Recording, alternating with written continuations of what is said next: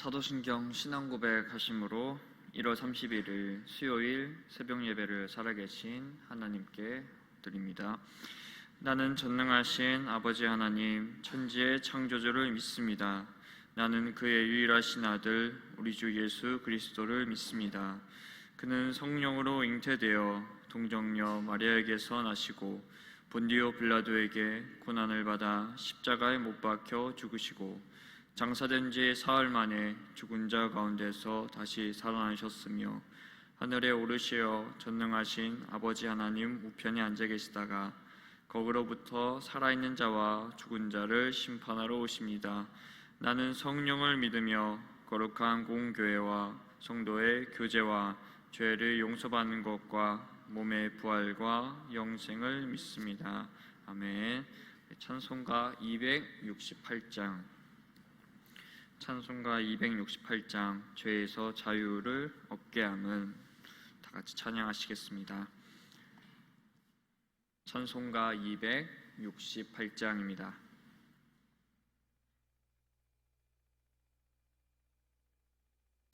죄에서 자유를 얻게 함은 보혈의 능력 주의 보혈 시험을 이기고 승리하니 참 놀라운 능력이로다. 주의 보혈 능력이 또다. 주의 피 믿음오 주의 보혈 그 어린 양의 매우 귀중한 피로다. 육체의 정욕을 이기림은 보혈의 능력 주의 보혈 정결한 마음을 얻게 하니 참 놀라운 능력이로다.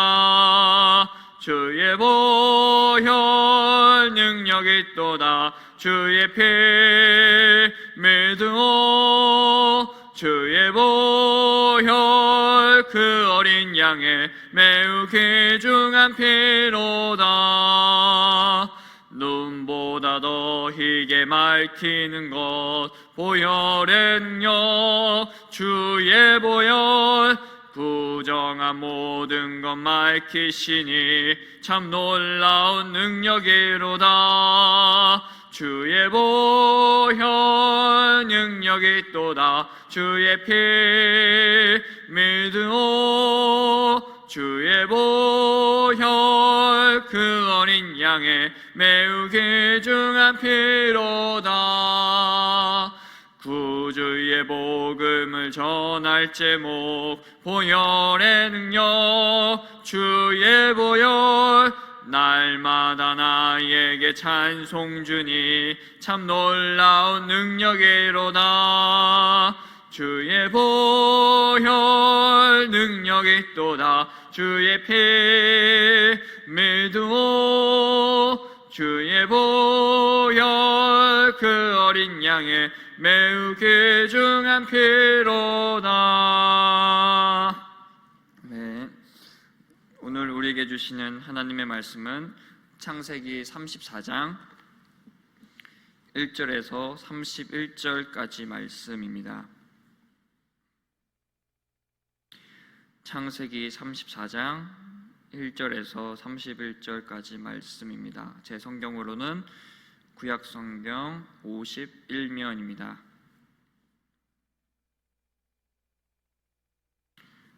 창세기 34장 1절에서 31절 말씀입니다.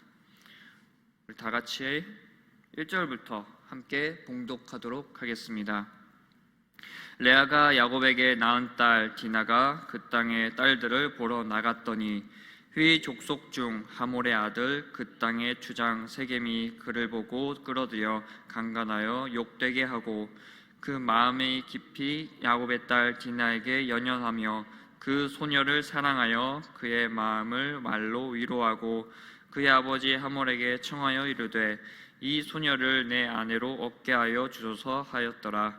야곱이 그 딸 디나를 그가 더럽혔다 함을 들었으나 자기의 아들들이 들에서 목축함으로 그들이 돌아오기까지 잠잠하였고 세겜의 아버지 하몰은 야곱에게 말하러 왔으며 야곱의 아들들은 들에서 이를 듣고 돌아와서 그들 모두가 근심하고 심히 노하였으니 이는 세겜이 야곱의 딸을 강간하여 이스라엘에게 부끄러운 일 곧 행하지 못할 일을 행하였음이었더라. 하노리 그들에게 이르되 내 아들 세겜이 마음으로 너희 딸을 연연하여 원하건대 그를 세겜에게 주어 아내로 삼게 하라. 너희가 우리와 통혼하여 너희 딸을 우리에게 주며 우리 딸을 너희가 데려가고 너희가 우리와 함께 거주하되 땅이 너희 앞에 있으니 여기 머물러 매매하며 여기서 기업을 얻으라 하고 세겜도 디나의 아버지와 그의 남자 형제들에게 이르되 나로 너희에게 은혜를 입게 하라. 너희가 내게 말하는 것은 내가 다 주리니 이 소녀만 내게 주어 아내가 되게 하라. 아무리 큰 혼수와 예물을 청할지라도 너희가 내게 말한 대로 주리라. 야곱의 아들들이 세겜과 그의 아버지 하몰에게 속여 대답하였으니 이는 세겜이 그 누이를 디나를 더럽히었습니다. 야곱의 아들들이 그들에게 말하되 우리는 그리하지 못하겠노라. 할례 받지 아니한 사람에게 우리 누이를 줄 수 없노니 이는 우리의 수치가 됨이니라. 그런즉 이같이 하면 너희에게 허락하리라.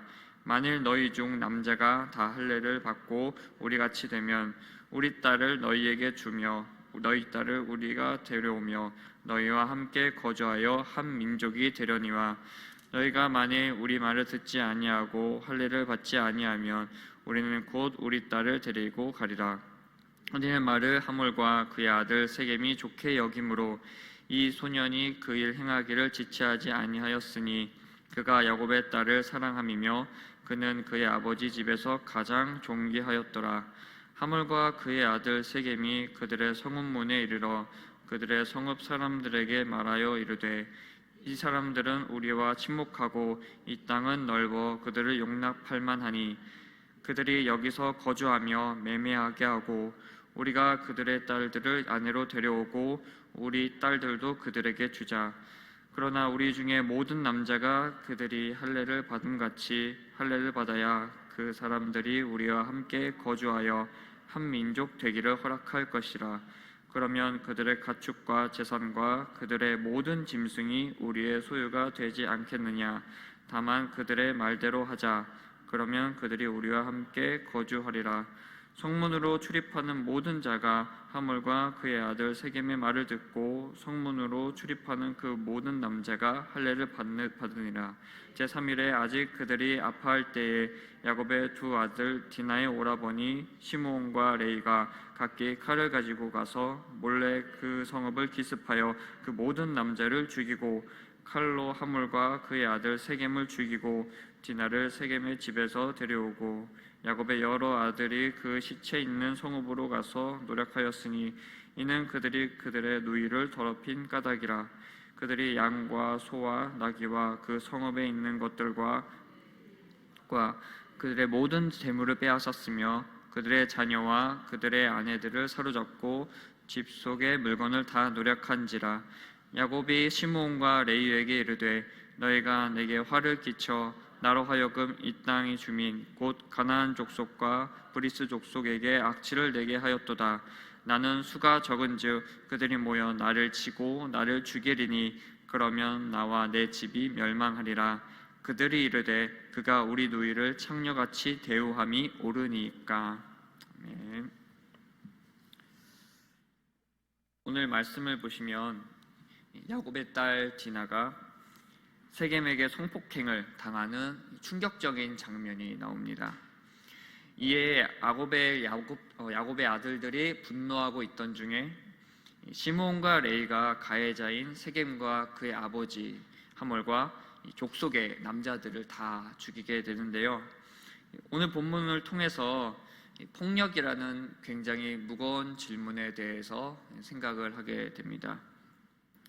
보통 폭력이라고 하면 가해자가 행한 그 폭력에 대해서 생각을 하게 되는데 오늘 본문에서는 가해자의 폭력뿐만 아니라 복수라는 피해자의 폭력도 나타납니다.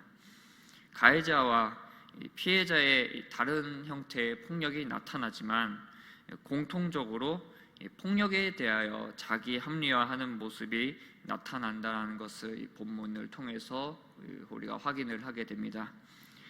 성도님 여러분께서는 생각하시기에 당연히 가해자의 폭력 그리고 그 폭력에 대한 자기 합리화가 나쁘다라는 것을 알고 계실 텐데요. 그런데 피해자의 폭력, 이 복수는 나쁘다고 봐야 할까요? 아니면 정당하다고 봐야 할까요? 굉장히 난해한 질문일 텐데요. 상황에 따라 평가가 다르겠지만 복수의 과정과 그 정도에 따라 정당한지 혹은 아닌지가 판단됩니다.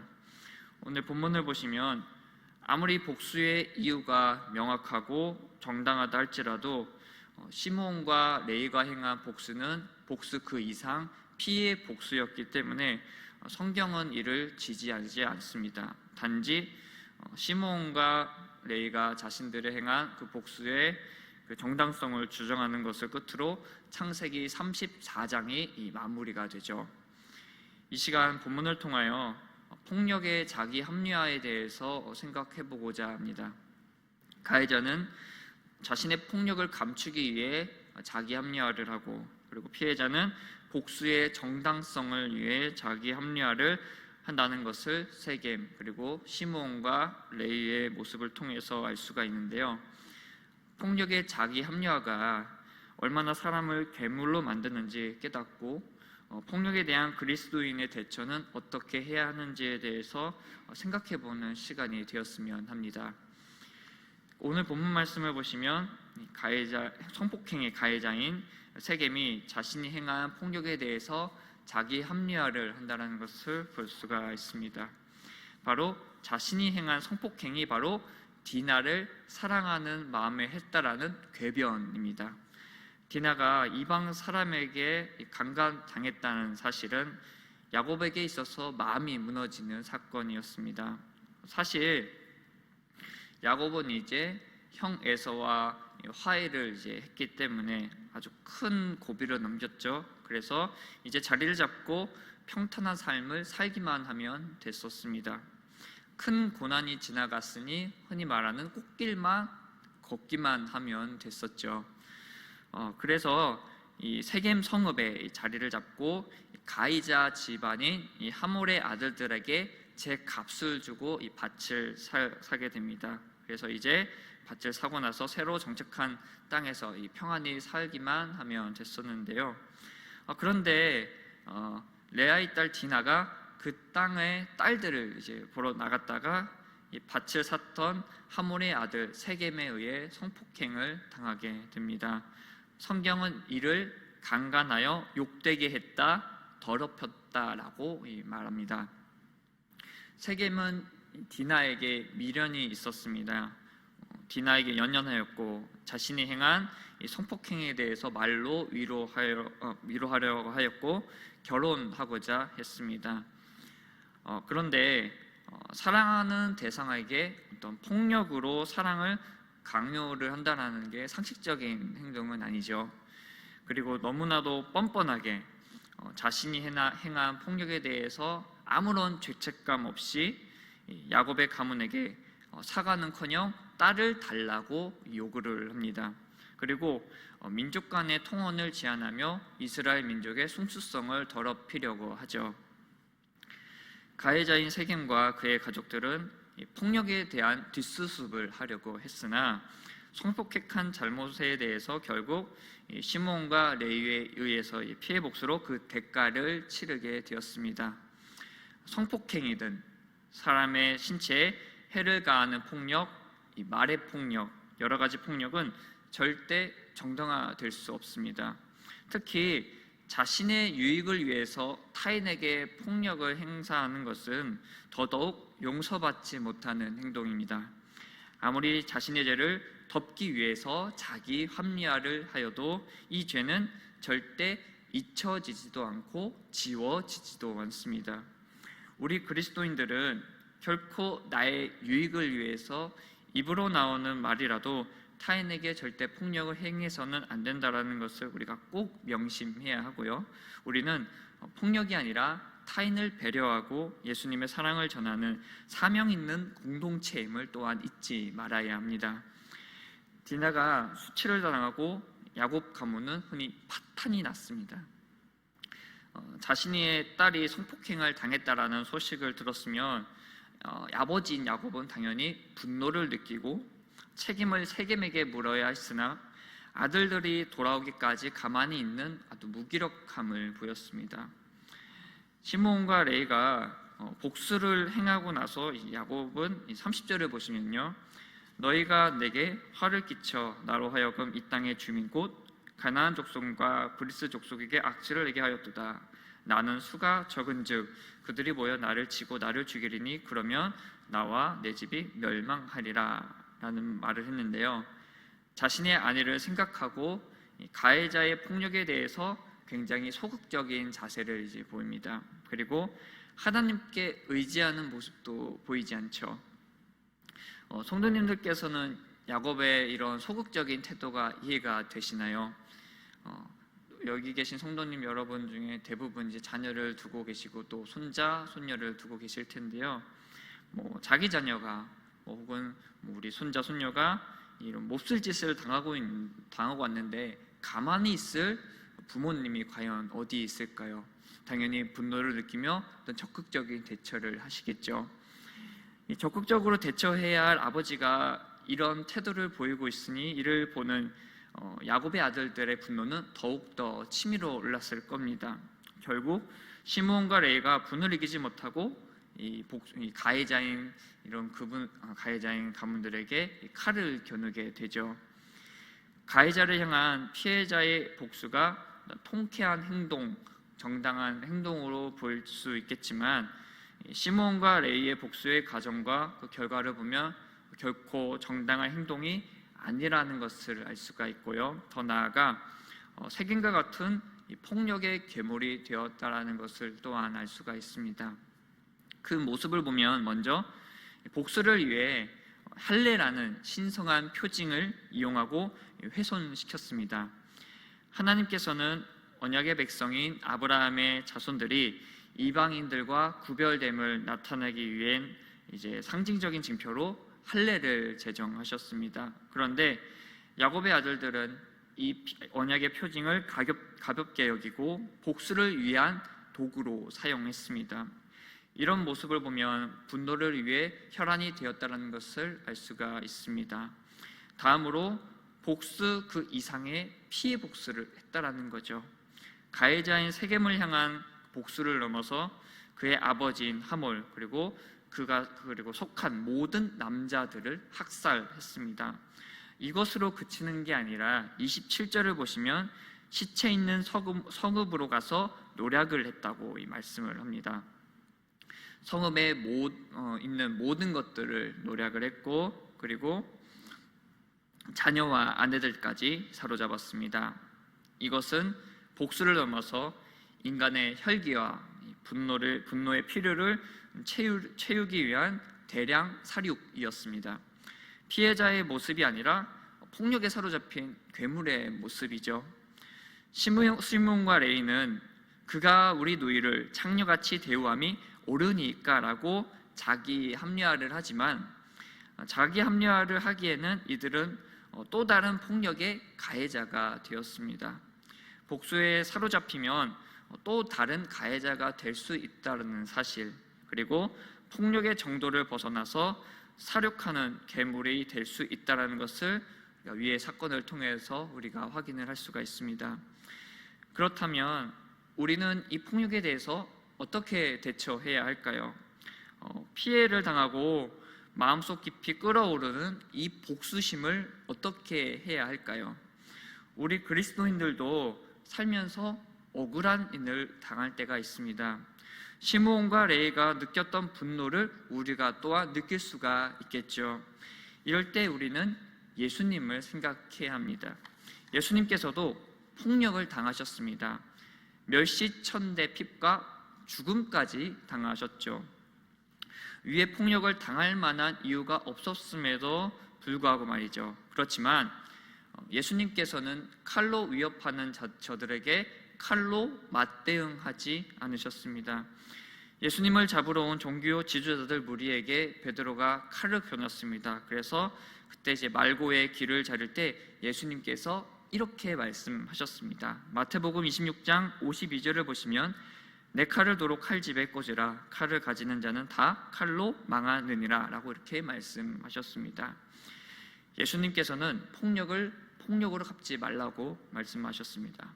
이제 베드로전서 2장 22절 23절을 보시면 그는 죄를 범하지 아니하시고 그 입에 거짓도 없으시며 욕을 당하시되 맞대어 욕하지 아니하시고 고난을 당하시되 위협하지 아니하시고 오직 공의로 심판하시는 이에게 부탁하셨다고 말씀합니다.